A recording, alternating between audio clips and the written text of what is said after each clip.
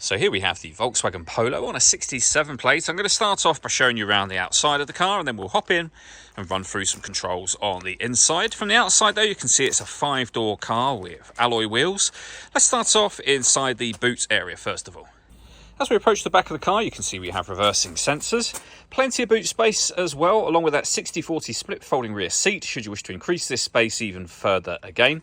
And then this tray section can lift and remove, and as you can see, that gives you even more space underneath.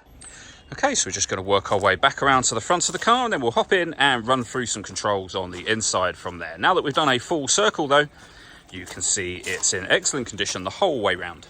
Just briefly before we climb in, I think it's well worth seeing the interior from this exterior point of view. There's plenty to run through on the dashboard, so let's hop in and we'll do that now. Okay, now that we're inside the car, we're going to start with the dials. Over on the left-hand side, first of all, we have the rev counter and coolant temperature gauge. We have the speedometer and fuel gauge on the right-hand side. And in the centre, you can see, firstly, the total miles of the car. They are 45,746.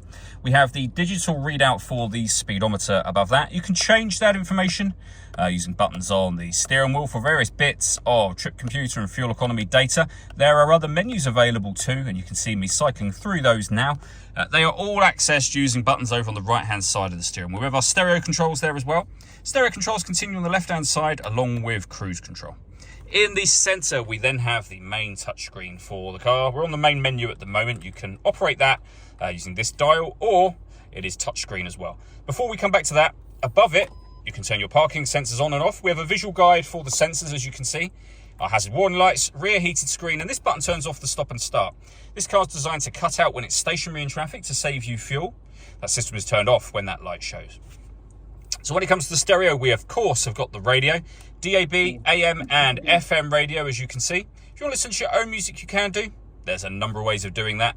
And you can see there, they include Bluetooth audio, so you can stream your music wirelessly as well as making and receiving phone calls. That is, of course, once you paired your phone, which is done by hitting Find Telephone and following the instructions on screen from there.